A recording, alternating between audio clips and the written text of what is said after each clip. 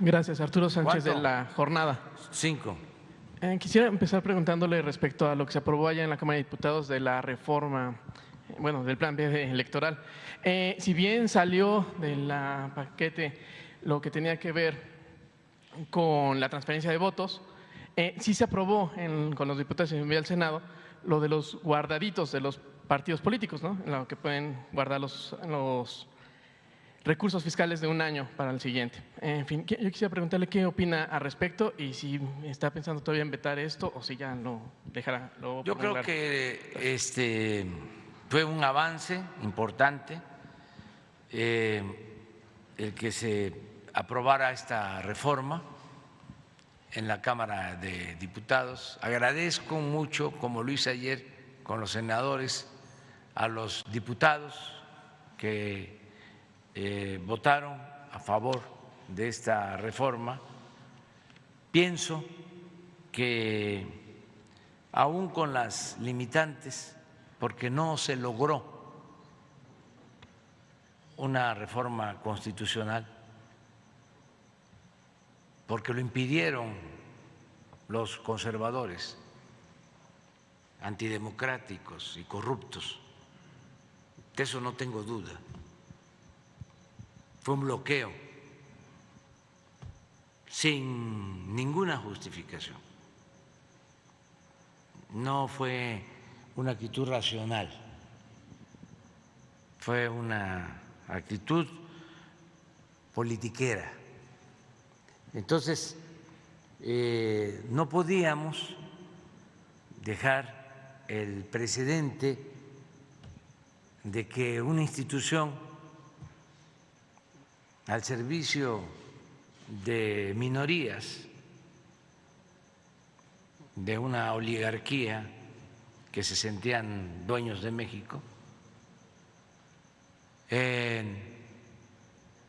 se mantuviese sin ningún cambio, ni que quedara establecida la consigna de que al INE no se le toca. En una democracia nadie puede ser intocable. El autoritarismo sí plantea de que no se puede tocar al intocable, pero en la democracia es la voluntad del pueblo y el pueblo tiene en todo momento el derecho a cambiar la forma de su gobierno. El pueblo es el soberano, el pueblo manda, el pueblo decide. Entonces, por eso decidimos enviar la iniciativa de reforma a la ley electoral. No hay que olvidar que la reforma constitucional planteaba reducir el presupuesto de los partidos a la mitad, que nos íbamos a ahorrar 15,000 millones de pesos. Eso era lo que planteaba la reforma constitucional.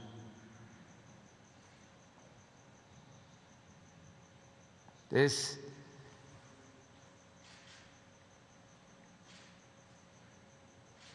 pues dinero para construir más de 100 centros de rehabilitación.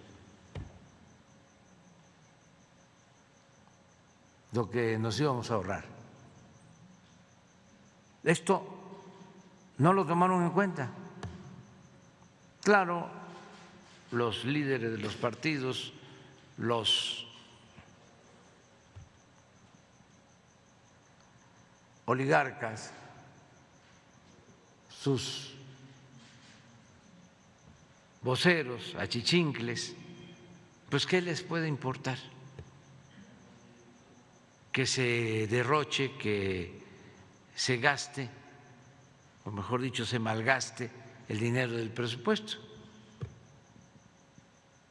Pero hubo gente de buena fe que se dejó manipular.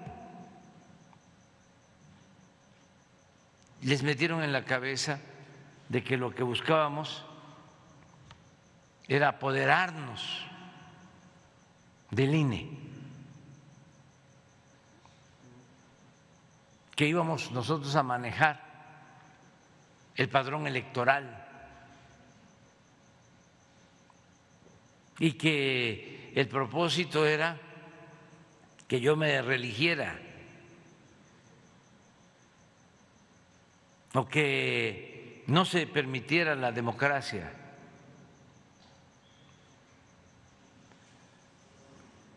Puras mentiras, porque son muy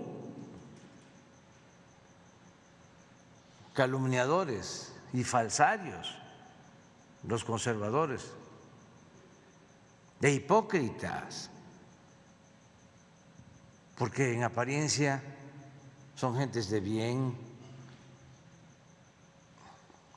con una moral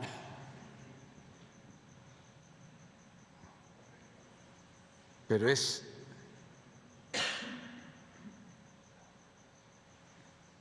en apariencia, fingen,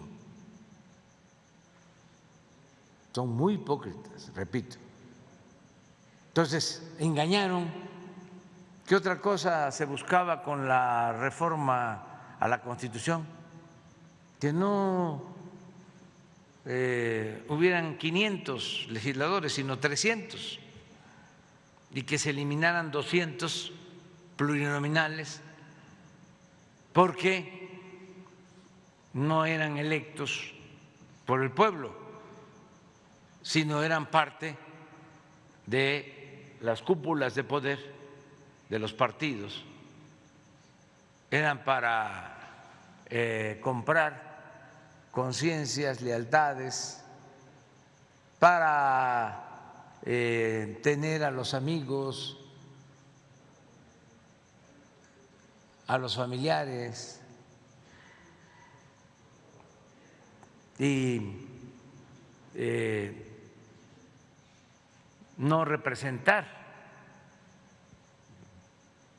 de verdad al pueblo, sino estar ahí de vividores. Pues queríamos quitar, no se pudo.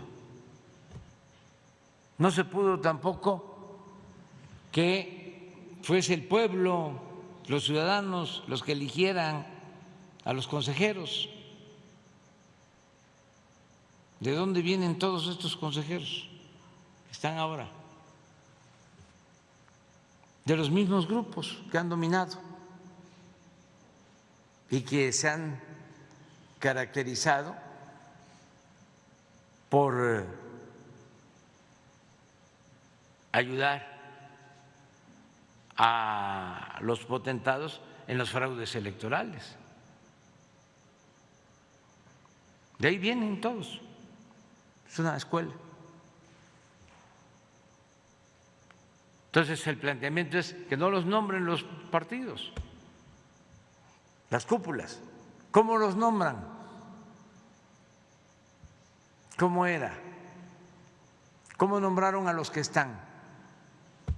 Se reunieron los del PAN y los del PRI.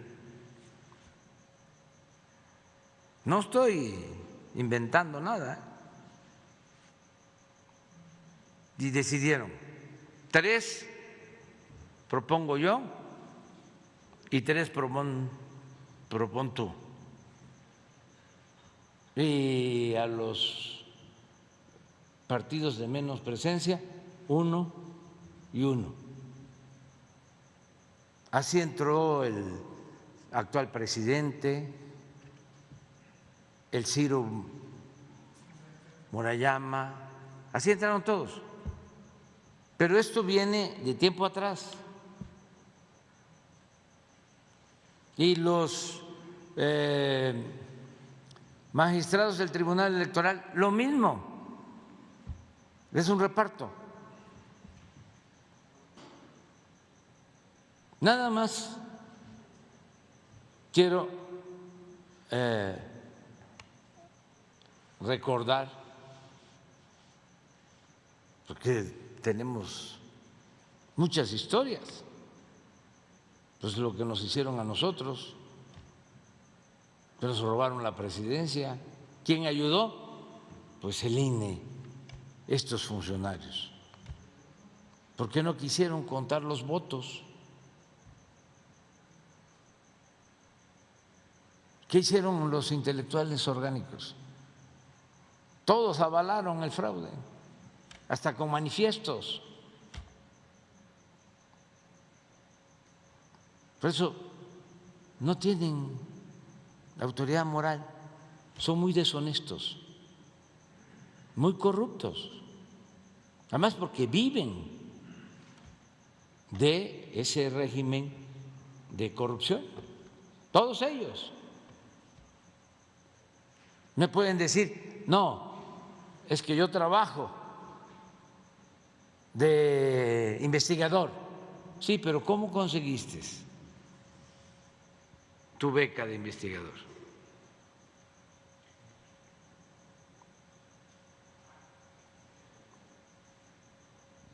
¿Pertenecías a el grupo de Krause? Si no, no tenías posibilidad. ¿Pertenecías al grupo de Aguilar Camín?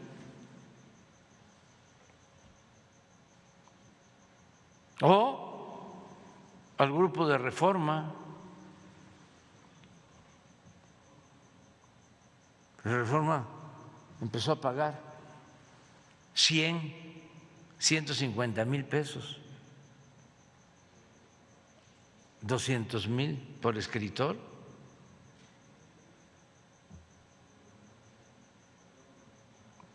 Claro, su misión era mantener al régimen corrupto y compraban o alquilaban a periodistas o escritores 100,000 pesos, 150,000, 200,000.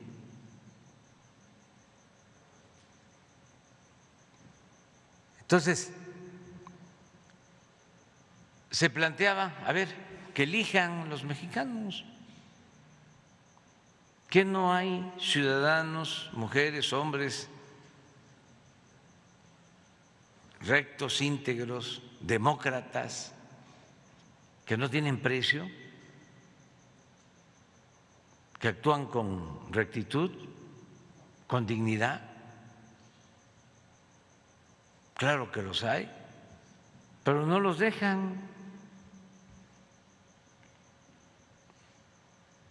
Entonces se oponen a eso.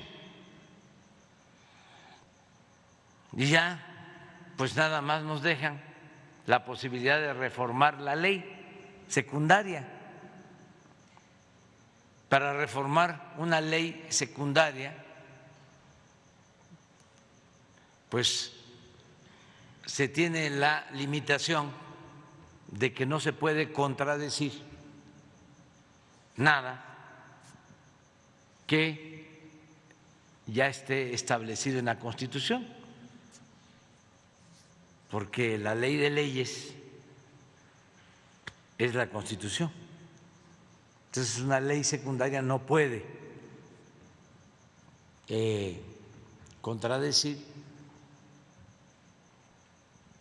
a un artículo constitucional. Entonces las limitaciones pues son muchas, porque además estos corruptos del periodo neoliberal, siempre que hacían una reforma, precisamente para que no fuese fácil una modificación que les afectara, no solo esbozaban el principio básico y dejaban a la ley secundaria lo específico, sino en la misma Constitución se especificaba todo. Lo más representativo de lo que estoy diciendo fue lo que hicieron cuando reformaron el artículo 27 de la Constitución para entregar el petróleo. No lo dejaron para ley secundaria. Reformaron el artículo 27, el 25, el 28, pero además dejaron varios artículos transitorios sobre el tema en la misma Constitución. Entonces, cuando nosotros proponemos la reforma electoral, pues está muy acotado lo que podemos hacer, y son 2 o 3 asuntos. Por ejemplo, el buscar que no sigan gastando tanto los funcionarios del INE, porque los consejeros del INE ganan más que yo y está prohibido. La Constitución establece en el artículo 127 que nadie, ningún funcionario puede ganar más que el presidente, pero se ampararon porque son tramposos y además muy cretinos, caras duras.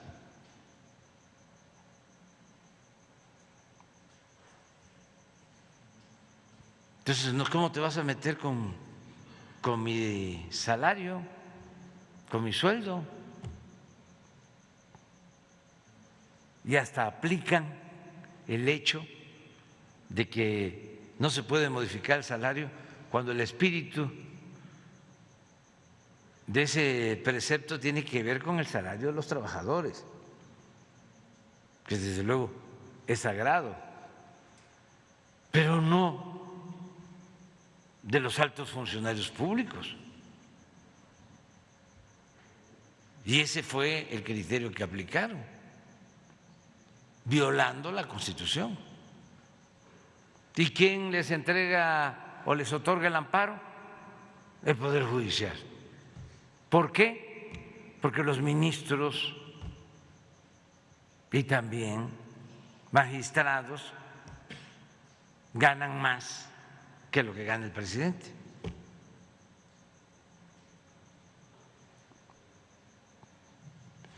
No les importó violar la Constitución y la ley de austeridad republicana.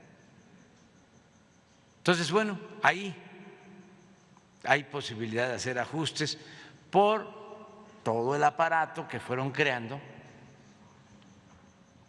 de amigos, compañeros de la escuela, partidarios de sus grupos en la UNAM y en distintas partes.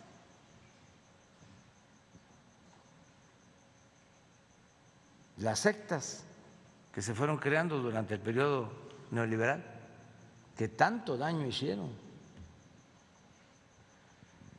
Por ejemplo, en la UNAM era ejemplar la Facultad de Economía de la UNAM, la acabaron. Desde Salinas empezó a cooptar a maestros, a intelectuales orgánicos. Y ya no hay una economía alternativa, no hay una economía moral. Se fueron adaptando a los lineamientos neoliberales y dejó de haber una opción distinta en el manejo de la economía en el país. Y empezaron a escalar en la UNAM. El director de Economía pasaba a ser el secretario de la rectoría y muchos de ellos miembros del consejo directivo académico de la UNAM, ganando muchísimo dinero, maestros eméritos. Muy lamentable todo el proceso de derechización. Entonces son los mismos. Ahora que se aprueba esta ley, empiezan a decir, pero le falta esto, o está mal porque viola un principio constitucional. Nosotros somos respetuosos del Estado de Derecho. Si fuésemos como ellos, nos hubiesen aprobado la reforma constitucional. Era cosa de hacer lo mismo que hacían ellos, negociar, entre comillas, porque la política es negociación. Pero la negociación para ellos es el entregar moches, prebendas. Yo les he platicado aquí que de manera increíble, cuando Carsten era secretario de Hacienda, 3 años consecutivos aprobaron los diputados por unanimidad el presupuesto. Y que es un gran maestro de la política, Carstens.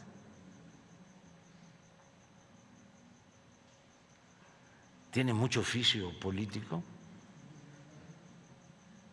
Nada, es que repartían moches a todos, a cada diputado. Está aprobado. Cuando aprobaron la reforma energética, repartieron dinero, compraron los votos. Eso fue lo que dijo el director de Pemex, que está preso. Él recibió dinero para comprar a diputados. Nada más que de eso, pues ya no se dice nada. Si le hubiésemos seguido con eso, hasta con unanimidad y aplausos, pero no, ya eso se terminó.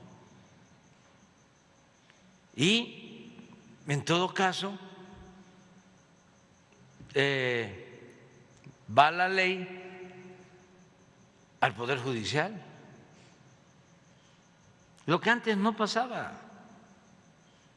¿Y quién va a decidir si la ley es constitucional o no? O si la ley es inconstitucional. El Poder Judicial. ¿Y nosotros dominamos el Poder Judicial como era antes? No.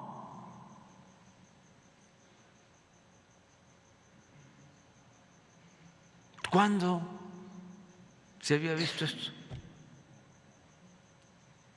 Entonces, qué bien que se aprobó la ley, porque a veces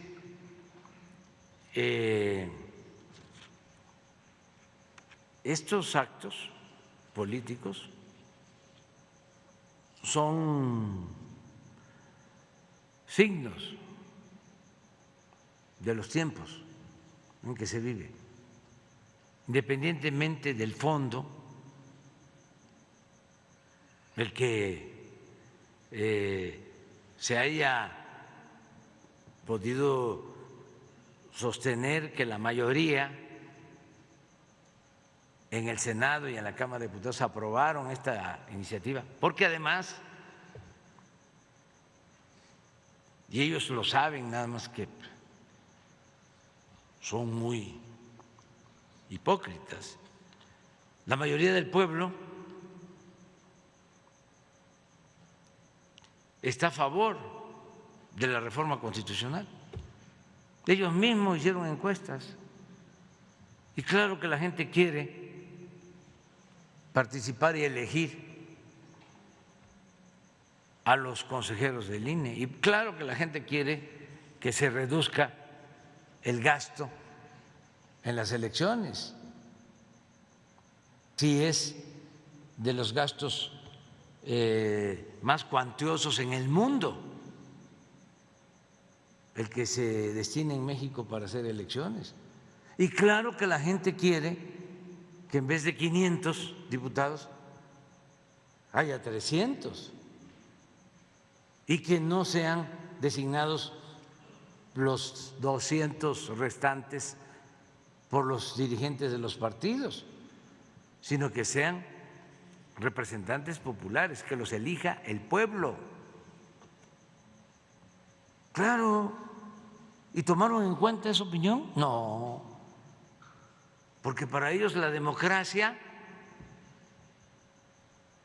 es válida cuando les conviene.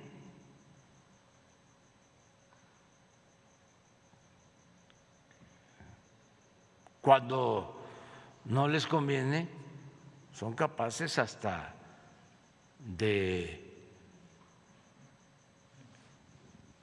dar un golpe de Estado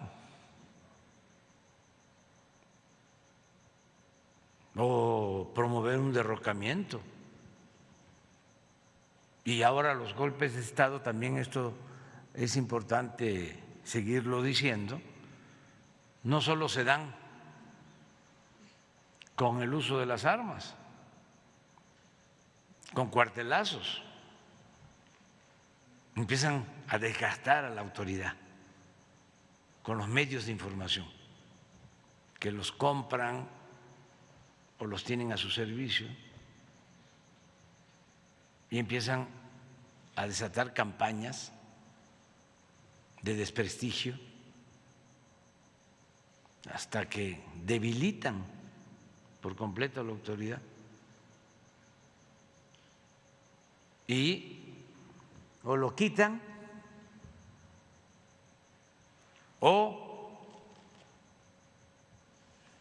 lo someten. Y ya el presidente es un pelele de los potentados, un títere.